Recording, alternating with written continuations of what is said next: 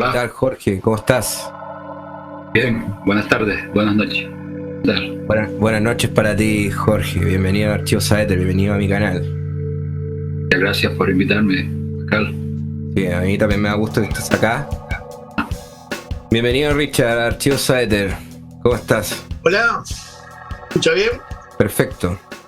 ¿Qué tal? Buenas tardes, ¿qué tal, Jorge? Hola, Richard, buenas tardes. ¿Qué tal? Buenas noches para vos. Sí, Eh, todavía veo un poco la silueta de la montaña, pero ya es casi de noche, sí. claro, sí. Muchas gracias, Richard, por acompañarnos también en esta charla. Ahora que estamos los tres, vamos a entrar en materia. Así que te agradezco que estés acá. Jorge, lo primero que te quiero preguntar, porque es la primera vez que estás acá en el canal, así que también me van a hacer algunas preguntas personales para que la gente se vaya enterando de algunas cosas de ti y de tu canal. Desde luego el canal de Jorge lo van a encontrar en la descripción del video para que aquellos que no lo conozcan puedan revisar su contenido. Jorge, mucha gente agradece tu tan rico contenido y con tanta información. Y muchas veces hemos conversado con Richard y Richard me ha dicho, yo no sé de dónde saca tanta información, Jorge. Entonces yo te hago la pregunta, para la gente que sigue tu canal, más allá de la información que consume en tu canal, ¿cuáles son las fuentes? ¿De dónde sale tanta información, Jorge? Bueno, empecé con todo esto allá por el 2001, cuando la famosa Torre Gemela. Y a partir de ahí me fui metiendo de lleno en una huida hacia adelante en busca de algo que podemos denominar verdad o acercarnos a esa verdad. Y durante varios años, al menos durante esos primeros 10 años, yo no tenía ni idea no tenía previsto salir a la luz, ni crear un canal. Tenía un simple blog en el cual le molestaba a los políticos locales y nada más, porque pienso que en la política local es donde más se puede influir. Y llegó un momento en que no podía guardarme todo aquello que había buscado durante muchos años. Puedo decir que en aquellos tiempos sabemos que no estaba YouTube y que lo que imperaba eran los foros. Y yo me metía en foros alemanes, sobre todo, donde encontré muchísima información, muchísimos datos que me llevaban, por ejemplo, a buscar un libro del siglo XVIII, del siglo XIX, descargarlo, traducirlo del alemán o del inglés con las herramientas un poco primitivas de aquellos años, con los traductores, hacer 2 o 3 traducciones diferentes para que las frases tuvieran su contexto. Así estuve todos esos años guardando muchísimos libros, sobre todo, que llenaron mi mente de datos y de información, porque a mí me preguntan siempre por las fuentes y a mí no me queda otro remedio que decir que la fuente soy yo, porque todos esos libros se me perdieron cuando perdí un disco duro y toda esa información la perdí. Me quedó algo porque tenía nada más. Y casi toda esa información surge de ahí. Eso me llevó a hacerme una idea, digamos, a hacerme una composición de lugar, en el sentido de intentar adivinar cómo funciona el mundo, ¿no? Y qué era todo esto. Una idea que he ido puliendo con el paso de los años y con errores, por supuesto, hasta llegar a un momento en que creo haber armado casi el puzzle, me falta alguna pieza. Y bueno, toda esa información prácticamente de esa época, de esos primeros 10 años. Algunas puedo recuperarlas si me piden una fuente, pero otras no. Y entonces yo lo que hago es simplemente dar mi opinión. Si puedo aportar una fuente, la aporto, y si no, pues dejo la información que doy al criterio de quien la tome, y se tome la molestia también de seguir buscando información.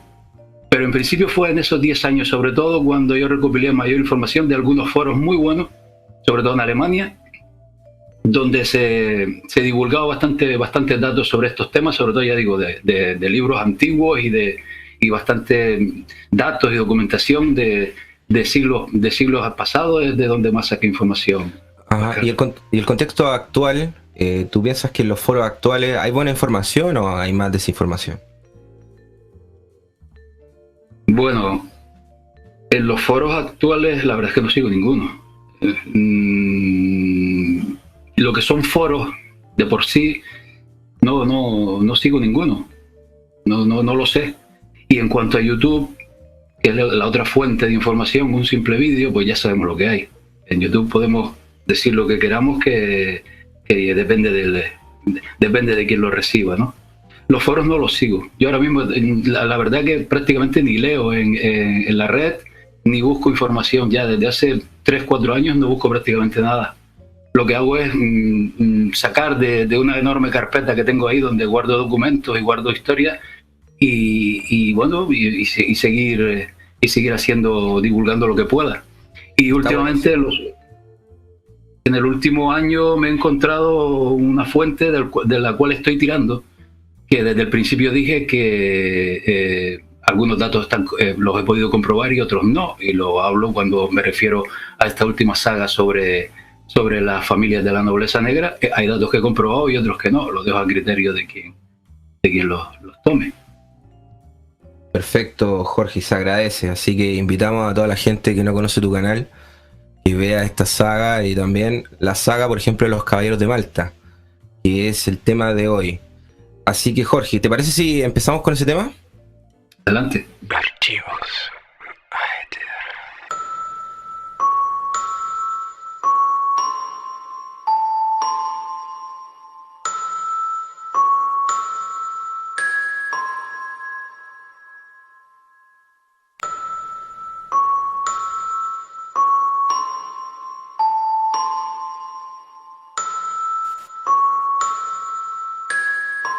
Fantástico. Mira, lo primero que te quiero preguntar acerca de eso es la historia de los Caballeros de Malta, para entrar en contexto, el origen de los Caballeros de Malta. ¿De qué año estamos hablando? Bueno, por su nombre, por los Caballeros de Malta, se conocen desde el año 1522, cuando el emperador Carlos V les cedió la isla de Malta. Es ahí del lugar del cual toman su nombre actual. Pero hay que remontarse siglos atrás, cuando los tiempos de las cruzadas, en que cuando tomaron Jerusalén, las cruzadas, un tal Godofredo de Bouillon creó una orden que supuestamente se denominaba Orden de Sion, lo cual yo no he podido comprobar que se llamara Orden de Sion. Ajá. Pero sí que más tarde fue conocida como la Orden del Santo Sepulcro y después como los Hospitalarios. Esa sí está comprobado. Ese es el origen de lo que se entiende por la Orden de los Caballeros de Malta. Ajá. Tenían una función social, digamos, determinada. Oficialmente tenía la función de atender a los peregrinos y de todo ese tema, pero cuando se indaga en estas órdenes de caballería y órdenes religiosas, podemos comprobar que desde su cabeza visible o desde Roma, a todos los que pertenecen a esas órdenes les indican que reporten la mayor cantidad de datos posibles del lugar donde se encuentran, desde la toponimia, costumbres, ornitología, por decir algo, o sea, absolutamente todo lo que puedan recabar en la zona es enviado a Roma. Es decir, que si bien era una orden que estaba para atender a esta gente, a la gente que acudía a Jerusalén, al mismo tiempo estaba documentando toda la actividad de aquella zona, con lo cual yo deduzco que, y todos lo sabemos, que la información es poder, y es ahí donde reside sobre todo el poder que ha tomado este Vaticano y todo, que no sé si dará tiempo de hablar, pero es sobre todo en la información que de manera voluntaria e ingenua y de manera natural pues aportan los componentes de esas órdenes, ya sea la Orden de Malta en un principio, como fueron después los jesuitas y todas estas órdenes de caballería y religiosa. O sea, había una doble orden. O sea, se podría decir que tenía doble función. Claro, pienso que la cara visible, la cara amable del tema era como decía, atender al peregrino y demás, y la otra, no por parte de quienes estaban en Jerusalén, supongo, sino por parte de quienes emitían lo que debían hacer, pues era recabar información de la zona. Eso ha ocurrido a lo largo de... Sí, Jorge, sí, y por ejemplo, a la hora de indagar en esto, el objetivo de tener esta información, ¿era un objetivo que era de un contexto bélico, por ejemplo, en relación a una guerra, o era solamente una idea de espionaje? ¿Por qué se daba esta idea de recabar información? Bien, yo parto de la base de que una religión como la católica, que bien sabemos que fue creada por un emperador romano para un poco sostener de alguna manera aquel vasto imperio, aquel vasto territorio, en base a creencias religiosas, porque con política y demás no alcanzaba. Parto de esa base, siempre lo digo, yo parto de que lo que es el Vaticano hoy día y lo que es toda la historia de los papas y todo este tema es la continuación del Imperio Romano, como esa religión no estaría bien visto que tuviera ejércitos para defenderse, pues creó las órdenes de caballería y las órdenes religiosas, para de esta manera poder acceder a territorios inaccesibles de otra manera. Digamos que con el disfraz de la bondad, con el disfraz de la ayuda, y todo ese tema puedes acceder en principio a cualquier sitio. Entonces pienso que las intenciones de quienes estaban en lo alto de este poder era mantener de alguna manera sus territorios por una parte, y por otra, que no sé si lo abordaremos en esta charla, por otra, apoderarse en lo posible de las riquezas de cualquier zona, porque también se puede demostrar que donde acudían, pues se apoderaban de los territorios, se apoderaban de todas las riquezas, estas familias que están detrás de lo que es el poder vaticano.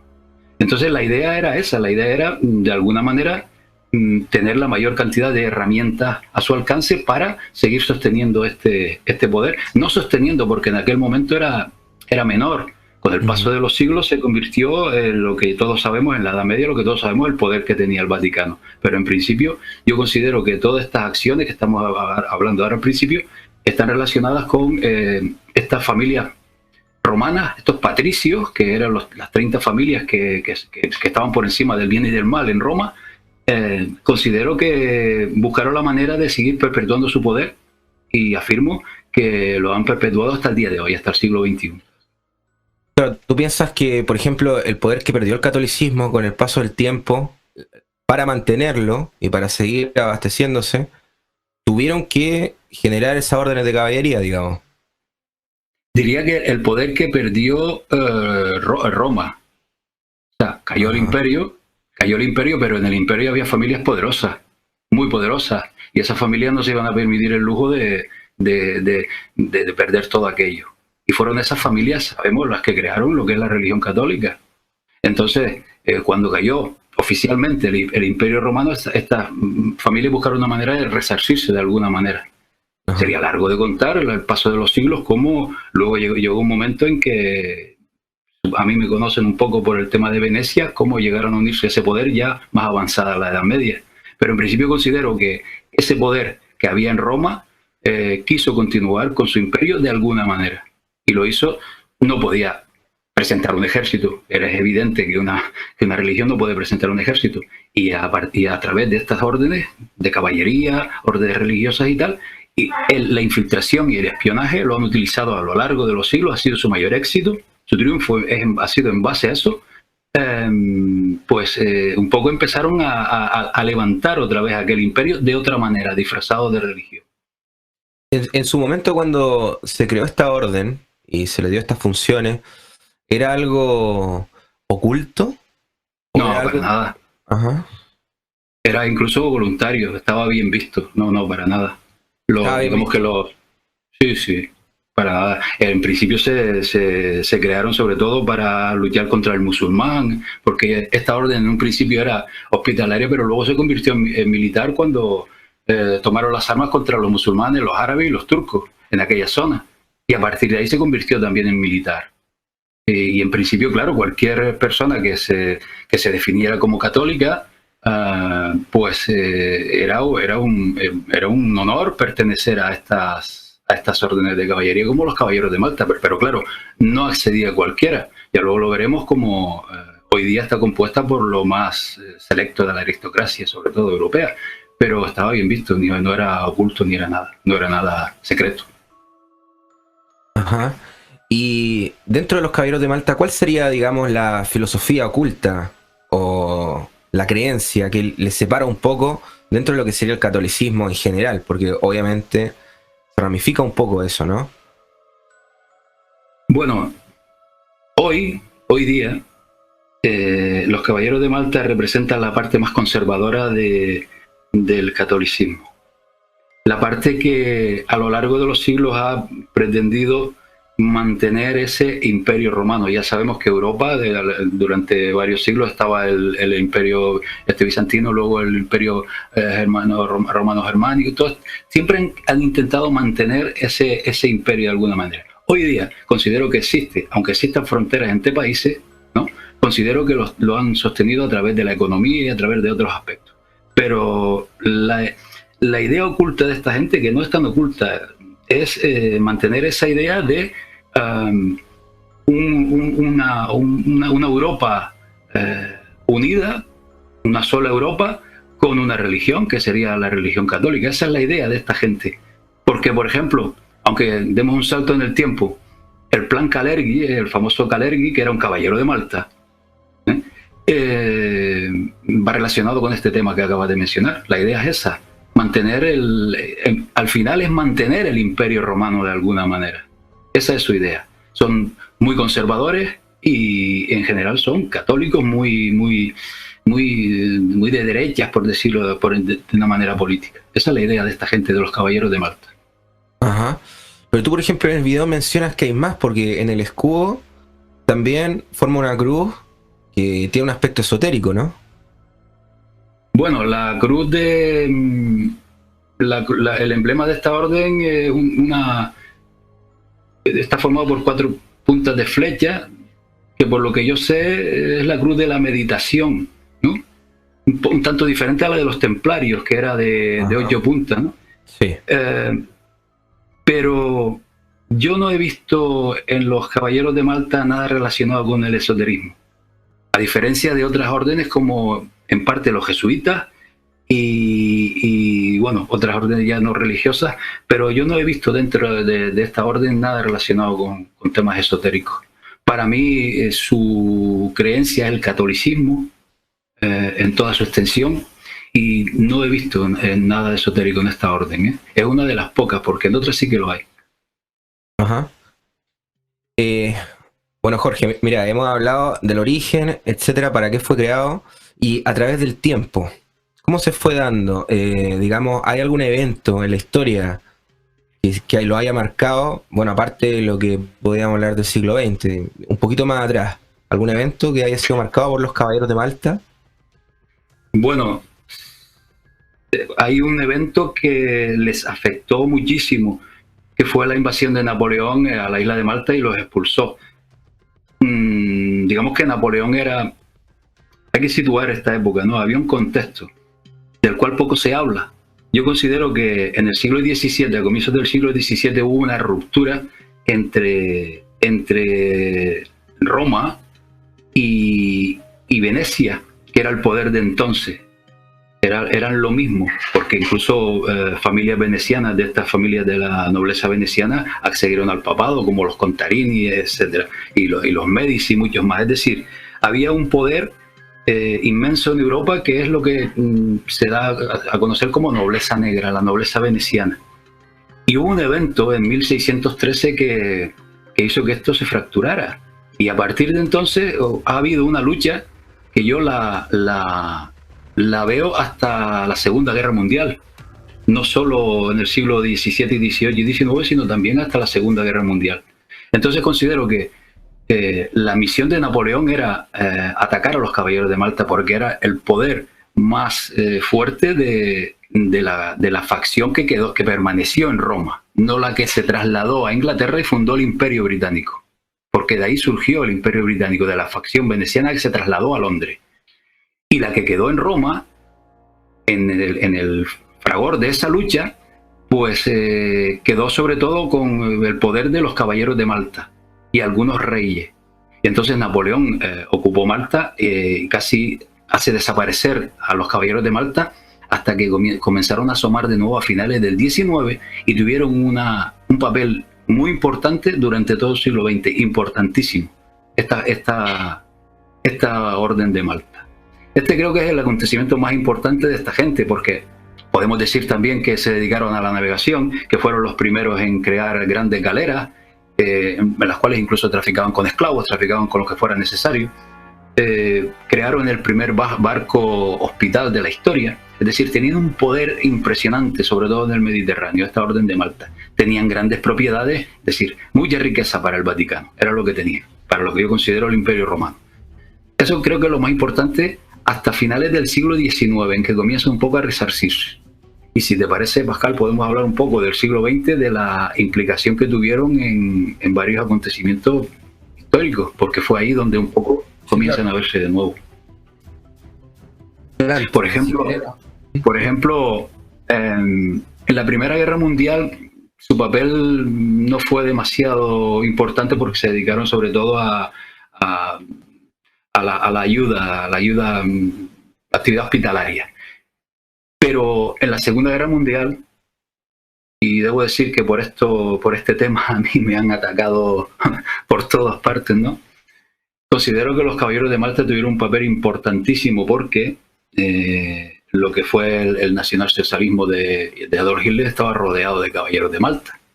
Ajá. Yo considero que Adolf Hitler fue construido, fue fabricado por Roma, por el catolicismo. Y yo no puedo demostrarlo de manera contundente, pero mi manera de ver las cosas es ver los datos y relacionarlos. Y si, por ejemplo, vemos que Goebbels era un caballero de Malta, ¿no? O vemos que Himmler era un caballero de Malta, uh-huh, o que Franz von Papen, el famoso von Papen, era un caballero de Malta, pues digamos que el tema empieza a ser sospechoso. Al mismo tiempo sabemos del concordato que firmaron el Vaticano y Hitler y Alemania poco antes de la guerra, y sabemos también de que todo lo que fue, la curia alemana católica apoyaba a Hitler. Es decir, yo considero que lo que fue la Segunda Guerra Mundial, lo que fue la parte del nacionalsocialismo y de Hitler, era la facción de Roma que estaba luchando contra la facción de Londres, que hablábamos hace un momento, que se empezó a romperse en el siglo XVII. Entonces toda esta gente eran caballeros de Malta. También a Hitler lo apoyaron financieros como los Abs y los Thyssen. Estas dos familias son caballeros de Malta, eran caballeros de Malta. O por ejemplo el barón Luigi Parilli, un empresario que tenía conexiones a alto nivel en Italia también, era caballero de Malta. Y este era el que relacionaba el tema con la CIA, con Allen Dulles, el famoso Allen Dulles, que era caballero de Malta, ¿no? Entonces, claro, vamos relacionando todos estos datos y nos empezamos a hacer una composición de lugar. Reinhard Geller, el jefe de inteligencia de Hitler, fue uno de los 4 ganadores del premio de la Gran Cruz del Mérito de Plata del Vaticano, ¿no? Entonces vamos viendo todo esto. Bueno, ¿por qué le conceden a toda esta gente estos premios y por qué estos señores caballeros de Malta estaban al lado de Hitler? Pienso que el papel de los caballeros de Malta en la Segunda Guerra Mundial fue preponderante. Y todos sabemos o sospechamos que Hitler no murió, incluso se le sitúa por ahí, por donde vive Pascal, o bueno, lo que es América del Sur. Sí. Y yo sospecho que fueron estos caballeros de Malta los que lo ayudaron a salir. Pues hay que decir que estos señores, que la Orden de Malta es un Estado soberano por sí mismo, incluso con presencia en la ONU, y tienen inmunidad diplomática. Todos sus miembros tienen inmunidad diplomática. No tienen que dar No tienen que decir absolutamente nada para pasar de un país a otro. Inmunidad absoluta. Entonces podemos entender cómo pudieron moverse ciertos peones, ciertos acontecimientos durante esa época, ¿no? Sí. Siempre se ha hablado de esta relación del servicio de inteligencia del Vaticano con la Segunda Guerra Mundial. También hay algo ahí en relación a los caballeros de Malta. Claro, es lo que te comentaba, es que los caballeros de Malta de por sí son un servicio de inteligencia hoy día. Y dentro de los caballeros de Malta hay algún otro servicio de inteligencia más poderoso incluso que ellos, que lo manejan ellos también. Claro, estos son los servicios, los principales servicios de inteligencia del Vaticano, los más importantes, porque sus miembros son muy poderosos. Considero yo que son los caballeros de Malta. Y la implicación que en la Segunda Guerra Mundial, como acabas de decir, es evidente. Es que el papel que desempeña... Dime. No, adelante. No, decía que el papel que desempeña esta gente, su mérito está en que están situados en lugares estratégicos siempre, ¿no? Es decir, no necesitan demasiados miembros para enfocar o derivar los acontecimientos hacia un lado o hacia otro, porque son personas adecuadas en lugares adecuados, ¿no? Entonces, con una mínima cantidad de elementos bien poderosos y bien situados, han tenido esta capacidad, porque hoy día ya en el siglo XXI ya las cosas han cambiado un poco, pero sobre todo en el siglo XX tenían esa capacidad. Archivos. Sí. Y en relación a la Segunda Guerra Mundial también está esto del proyecto Paperclip también, ¿no? Que es lo que ocurre después, ¿cierto? Este proceso que ocurre luego a la Segunda Guerra Mundial, posguerra, y ya una serie de personajes de Estados Unidos, luego crean la CIA, etcétera. ¿La relación con los caballeros de Malta en eso? ¿Cómo sería? Bueno, el proyecto Paperclip lo tengo borrado de mi memoria, la verdad es que no me acuerdo de casi nada. Recuerdo que cuando lo estuve indagando aparecían personajes y aparecían algunos señores, sobre todo de los jesuitas y demás, pero no puedo aportar prácticamente nada ahora mismo, porque no me acuerdo. Pero de la CIA sí, de la CIA sí puedo aportar bastante porque sabemos que sus inicios eran la famosa OSS, ¿no? Es aquella agencia central que fundó William Donovan. Y William Donovan era un católico y caballero de Malta, ¿no? Y también mencionamos a Allen Dulles, que fue el primer director civil de la CIA y era católico y caballero de Malta. Y también fue caballero de Malta John McCone, que fue director de la CIA, o William Casey, o Vernon Walter, o George Bush, o William Colby. Todos estos que fueron directores de la CIA fueron caballeros de Malta. Entonces considero que lo que es la inteligencia y el espionaje y todo este tema está copado por ellos, sobre todo en el siglo XX ha estado copado por ellos, por los caballeros de Malta y por Roma. ¿Tú piensas en ese sentido que hay una relación entre Roma y la CIA? Entre Roma y la CIA, sí, por supuesto. Ajá. Lo que ocurre es que Roma, en mi opinión, ha estado dominada por un tiempo por una facción y ahora está dominada por la que fundó el Imperio Británico. A partir de la Segunda Guerra Mundial, lo que es el Vaticano fue tomado por esa nobleza veneciana que formó el Imperio Británico. Pero la CIA y el Vaticano son uña y carne. Perfecto, Jorge. Antes de seguir, porque también te voy a preguntar sobre la nobleza negra en relación a eso, caballeros de Malta, etcétera. Quiero saber la opinión de Richard, porque Richard no ha dicho nada, está totalmente en silencio, así que vamos a escucharlo. Richard, ¿algún comentario, pregunta, cualquier cosa? Adelante.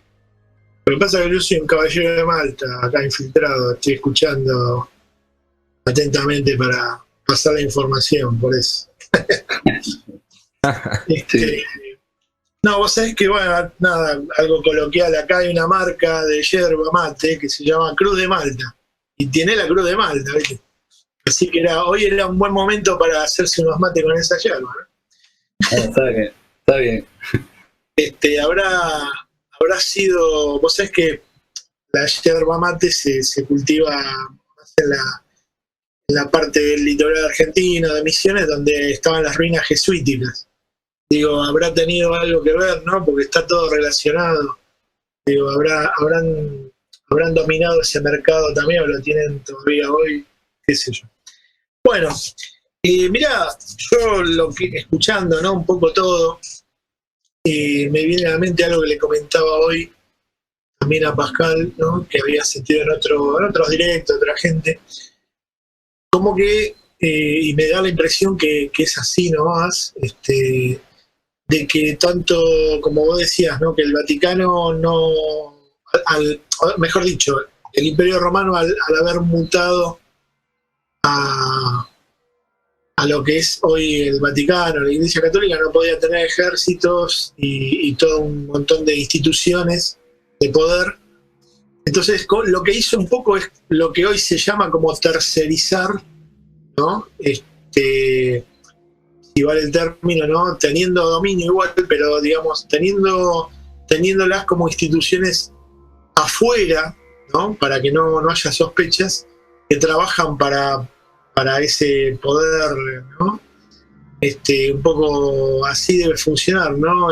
Lo que es los Caballeros de Malta, como quizás como la facción más militar, o que tiene que ver, no sé si tendrán cuadros, digamos, armados, o manejan quizás mercenarios, ¿no? Y vos decías también que, bueno, lo que es los jesuitas y bueno, a través de los jesuitas y otros manejan los servicios de inteligencia de otros países. O sea, ¿hasta dónde es el alcance, ¿no? Un poco que tiene que ver, digamos, con estas instituciones. O sea, ¿están infiltrados los Caballeros de Malta en los principales países? O sea, ¿en los ejércitos o en la política de otros países, o son como autónomos, tienen, digamos, no sé si siguen teniendo la isla de Malta, pero o sea que la sede está en creo que en Roma, ¿no? Sí. No recuerdo ahora. O sea, ¿cómo siguen hoy funcionando, más teniendo en cuenta lo que fue a partir de la Segunda Guerra Mundial la división de los dos bloques? O sea, ¿llegan a tener influencia, por ejemplo, en el bloque soviético? Claro. El tema hay que enfocarlo dependiendo de la época, porque como bien dice ahora al final, hasta la Segunda Guerra Mundial, el papel de ellos era importantísimo, sobre todo para, como comentaba, para aportar información y para derivar y tomar decisiones en base a sus intereses. Pero pienso que todo este proceso ha concluido en la implantación de un sistema, una maquinaria, que es lo que conocemos como sistema, que funciona por sí sola. Es decir, considero que ya no es tan necesario que estos señores, que a pesar de que están ahí todavía, pues desempeñen un papel muy preponderante ahora mismo, hoy día, en el año 2018.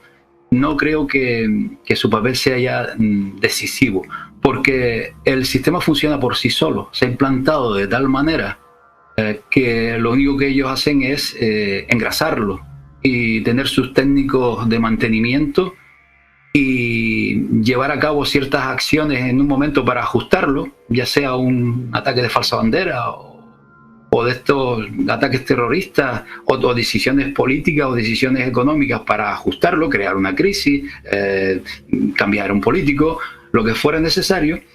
Pero lo que es el sistema por sí solo, lo que es el sistema anda por sí solo.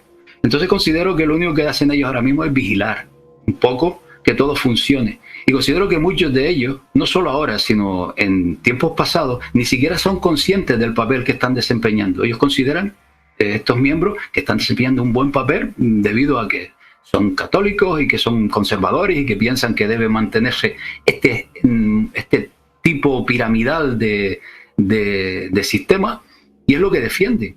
Entonces, las cosas son diferentes a partir de lo que sucedió también después de la Segunda Guerra Mundial, la creación de las Naciones Unidas, todo lo que conocemos, ¿no? Y pienso que ahora mismo estos señores han triunfado, lo que es el sistema han triunfado ya. y está implantado prácticamente en todo Occidente, prácticamente en todo el mundo, y veo que lo único que hacen ellos es lo que acabo de decir, seguir un poco manteniéndolo y nada más, no necesitan ya grandes acciones. Ese es el papel que considero que desempeñan ahora. Ahora bien, en siglos pasados sí que su alcance era tremendo, ¿eh? Sobre todo en el siglo XIX y en el siglo XX su papel era tremendo, pero hoy día esto es un motor que camina por sí solo, solo necesita suministrarle el alimento y va por sí solo. Estás en Archivos.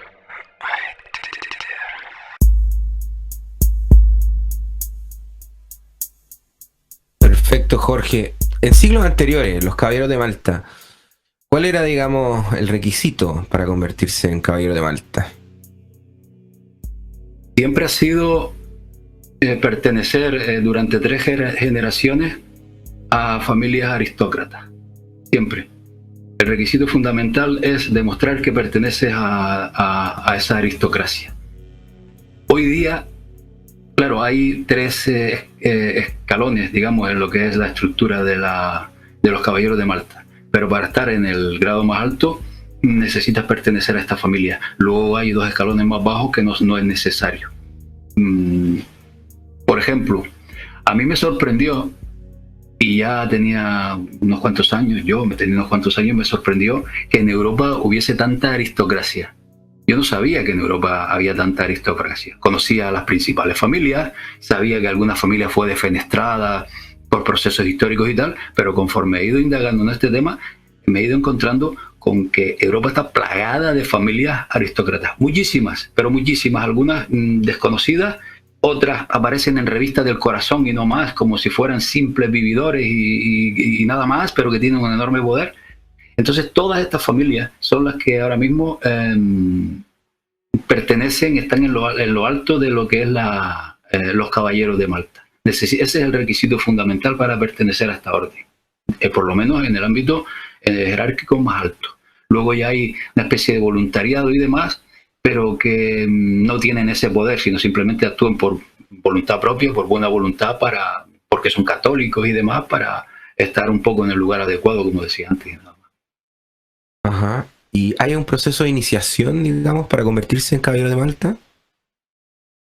No, estamos dando con la orden más normal, es decir, no hay nada extraño en esta gente. No es como otras órdenes religiosas y no religiosas, no, aquí no hay nada extraño. Aquí lo que hace el poder es tocarles el corazón, es decir, en parte el corazón y la vanidad, el ego, un poco le inculcan la idea de que si haces las cosas bien y tu vida la enfocas y tus acciones, tanto en la empresa como en la política, como en cualquier ámbito de la sociedad, la enfocas hacia hacer cosas que son positivas tanto para el catolicismo como para esta idea piramidal del sistema, pues los caballeros de Malta los premian.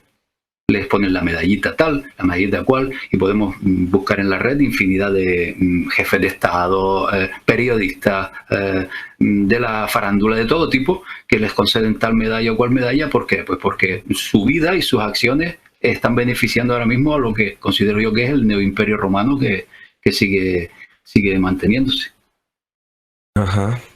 ¿Y cómo coexistieron la Orden del Caballero de Malta con los Caballeros Templarios? ¿Cómo se dio esta? Bueno, poco tiempo, porque la Orden de los Hospitalarios surgió, creo recordar, en 1097. Sí, creo recordar en 1097, y los Caballeros Templarios en 1100 y algo. Pues bueno, las fechas se me olvidan.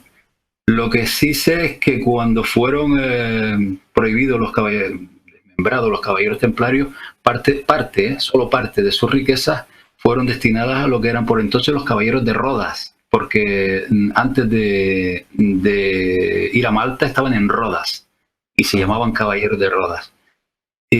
Pero en principio no tengo constancia de que hubiera ningún enfrentamiento ni nada en absoluto. Es que en realidad prácticamente algunos de ellos eran casi los mismos fundadores y eran las mismas ideas. Lo que pasa es que lo que sí es cierto es que los templarios sí tenían ese componente esotérico, eso sí es cierto, Claro. ¿no? Pero los caballeros de Malta no, considero que no tengo constancia de que hubiera algún enfrentamiento. ¿Y tú piensas que ese contenido esotérico, por ejemplo, con el paso del tiempo se podría haber ocultado dentro de la orden de los caballeros de Malta? No, No. así los caballeros templarios de que, ¿no? Ujú. No, en los caballeros de Malta considero que no. No. Ajá. Yo no he visto. Dime. Sí. Sí, me gustaría pasar al tema de la nobleza veneciana, que es un tema que justamente estás tratando, creo, en estos momentos, y se relaciona con esto, ¿no? ¿Cuál es esa ruptura, Sí. ese cambio que mencionaste antes, los caballeros de Malta, que se relaciona a la nobleza negra?